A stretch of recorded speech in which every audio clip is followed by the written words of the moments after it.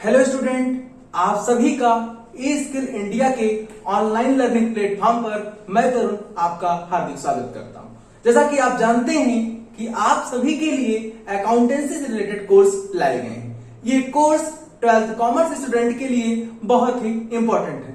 तो हम इस कोर्स में डिस्कस करेंगे अपने सबसे इंपॉर्टेंट टॉपिक को। वो टॉपिक है आपकी अकाउंटिंग फॉर कंपनी। तो आइए जानते हैं कंपनी क्या होती है। कंपनी के बारे में जानने से पहले हम ये जानेंगे कि हमारे पास कितने टाइप के बिजनेस ऑर्गेनाइजेशंस हैं। जैसा कि आपने अपने 11th क्लास में पढ़ा होगा कि हमारे पास मेजर 3 टाइप की ऑर्गेनाइजेशंस होते हैं, जैसे सोल ट्रेडिंग, पार्टनरशिप, कंपनी। अब हम बात करते हैं सोल ट्रेडिंग की। सोल ट्रेडिंग का मतलब ही हुआ एक ऐसी ट्रेडिंग, एक ऐसा बिजनेस जो एक ही आदमी करेगा।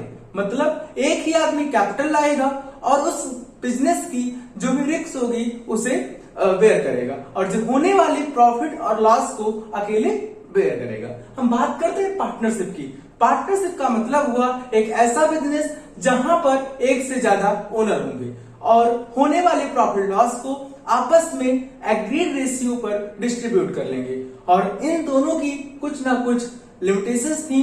वो लिमिटेशंस जो मेजर तौर पर है वो है आपकी अनलिमिटेड लायबिलिटी। अनलिमिटेड लायबिलिटी को हटाने के लिए और बहुत ज्यादा कैपिटल लाने के लिए स्टार्ट की गई new form of business organisations जिसका नाम है कंपनी। अब हम जानते हैं कंपनी का मतलब। तो जैसा कि आप जान गए होंगे कि कंपनी एक बड़ी ऑर्गेनाइजेशन है, एक बड़ा सा ग्रुप को रिप्रेजेंट करती है जिसके पास ज्यादा से ज्यादा कैपिटल होती है और वो कैपिटल किसी कॉमन ऑब्जेक्ट को फुलफिल करने के लिए कलेक्ट की जाती है। लेकिन सोल ट्रेडिंग की और पार्टनरशिप का रजिस्ट्रेशन कंपलसरी नहीं था, लेकिन कंपनी एक्ट में आपको अपने कंपनी बिजनेस का रजिस्ट्रेशन कराना जरूरी है। तो आइए जानते हैं कि कंपनी एक्ट 2013 में कौन सी डिफिनेशंस दी गई है। जैसा कि आप देख रहे होंगे सेक्शन 220 ऑफ कंपनीज एक्ट 2013 यानी कंपनी की डिफिनेशन कंपनी एक्ट के 2 एंड सब सेक्शन 20 में दी गई है।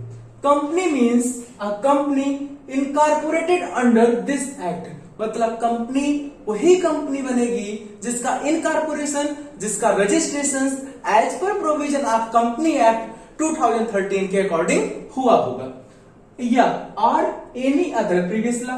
हो सकता है कि 2013 के पहले कंपनी को गवर्न करने के लिए दूसरे एक्ट रहे हों, जैसे आपका 1956।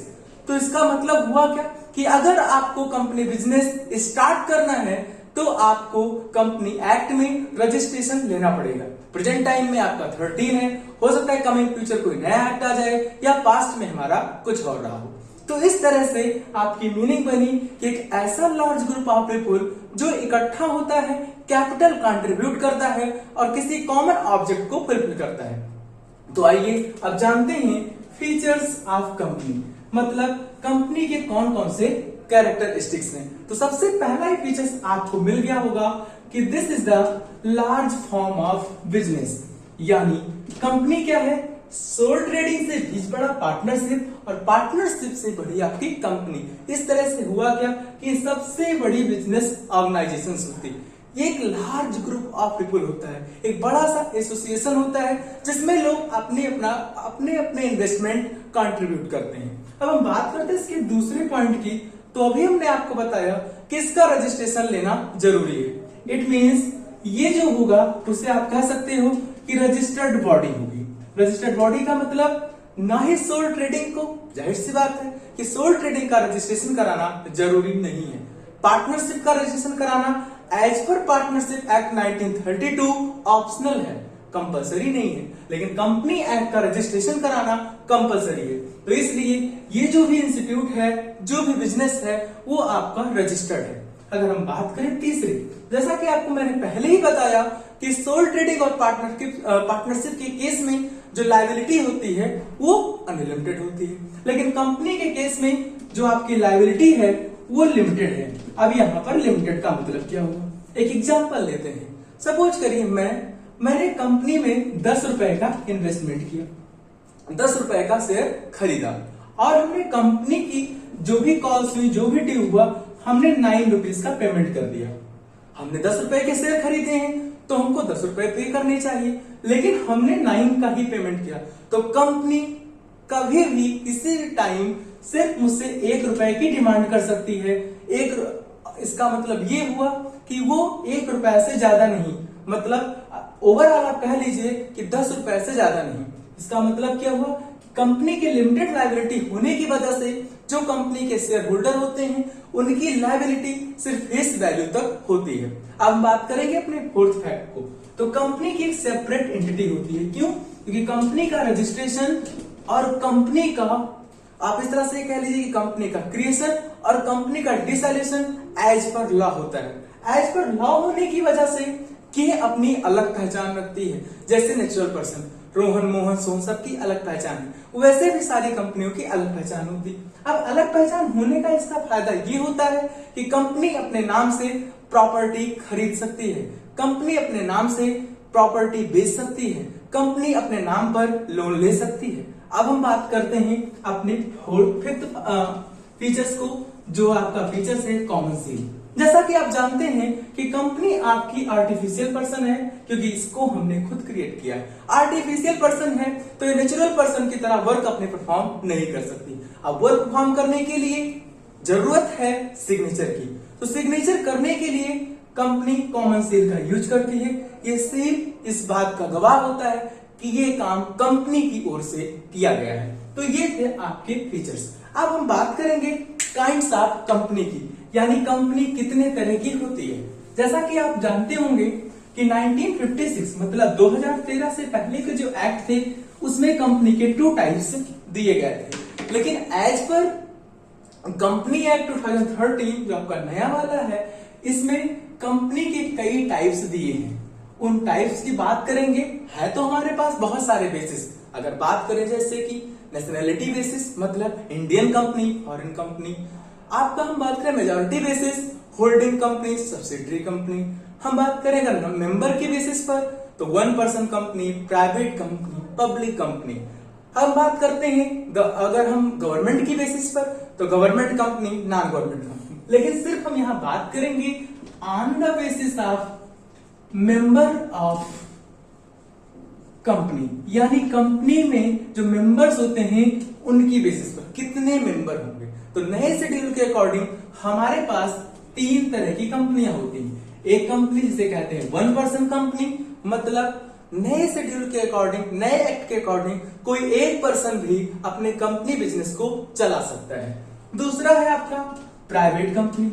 अब प्राइवेट कंपनी हमने भी एक बात बताई थी कि कंपनी एक लार्ज ग्रुप ऑफ पीपल होती है, लेकिन प्राइवेट कंपनी का मतलब क्या हुआ, एक ऐसी कंपनी जिसमें जो शेयर होल्डर्स होंगे, जो ओनर्स होंगे, वो अपने फैमिली मेंबर होंगे, अपने फ्रेंड्स होंगे, अपने नेबर्स होंगे। मतलब ये कभी भी पब्लिक को पैसा लगाने के लिए कॉल नहीं करते, दैट मीन्स ये प्रॉस्पेक्टस नहीं इश्यू करते। अब एक टर्म आया है प्रॉस्पेक्टस।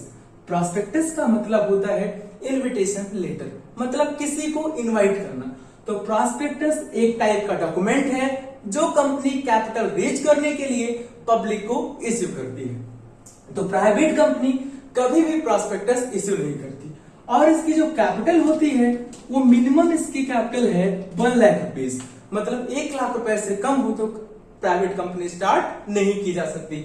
अगर बात करें यहाँ पर कितने मेंबर होंगे, तो जो मिनिमम रिक्वायरमेंट है वो 2 है, मतलब कोई 2 लोग मिलकर प्राइवेट कंपनी स्टार्ट कर सकते हैं। और हम बात करते हैं अपने मैक्सिमम मेंबर्स की, तो मैक्सिमम मेंबर आपके 200 है। 200 से ज्यादा मेंबर नहीं हो सकते हैं। अब हम बात करेंगे अपने थर्ड टाइप की। थर्ड टाइप का नाम है आपका public company. Public company means एक ऐसी कंपनी जो प्राइवेट नहीं है। जाहिर सी बात हो गई कि प्राइवेट नहीं है तो पब्लिक को इनवाइट करेगी, इट मींस प्रॉस्पेक्टस इश्यू करेगी। मतलब पब्लिक आए, हमारे यहाँ के शेयर्स खरीदे और हम उसे उसके बदले में डिविडेंड देंगे। मतलब यहाँ पर फ्रेंड्स अपने हम फैमिली मेंबर्स को इंक्लूड नहीं करते। हम बात करते हैं यहाँ पर मिनिमम रिक्वायरमेंट ऑफ कैपिटल कितनी होगी, तो मिनिमम रिक्वायरमेंट ऑफ कैपिटल है 5 लाख रुपीस। मतलब पब्लिक कंपनी स्टार्ट करने के लिए जरूरी है आपके पास पैसे कितने हो, 5 लाख रुपीस की शेयर कैपिटल हो। लेकिन ये शेयर कैपिटल क्या होगी, पब्लिक की हो। और ये शेयर कैपिटल क्या होगी, इनका हम प्राइवेट प्लेसमेंट करा देंगे। अब हम यहाँ बात करते हैं कितने मेंबर होंगे, हाउ मेनी मेंबर। तो सबसे बड़ी चीज यहाँ पर ये है कि यहाँ 2 मेंबर्स की जरूरत नहीं होती। पब्लिक कंपनी के केस में मिनिमम 7 मेंबर्स जब मेमोरेंडम ऑफ एसोसिएशन पर सिग्नेचर करते हैं तब जाके पब्लिक कंपनी का फॉर्मेशन हो सकता है। अब मेमोरेंडम ऑफ एसोसिएशन के बारे में जानते होंगे कि जब भी कंपनी का रजिस्ट्रेशन कराना होता है तो मोस्ट इंपॉर्टेंट डॉक्यूमेंट होता है जिसमें 6 क्लाज होते हैं। नेम क्लाज जिसमें कंपनी का नाम, registered office clause, capital clause, liability clause, objective clause and association clause. हम बात करेंगे मैक्सिमम कितने मेंबर्स हो सकते हैं, तो यहां पर मैक्सिमम पर कोई लिमिट नहीं है, जितने शेयर्स उतने आपके हो सकते हैं मेंबर्स। तो ये रहा आपका प्राइवेट कंपनी और पब्लिक कंपनी।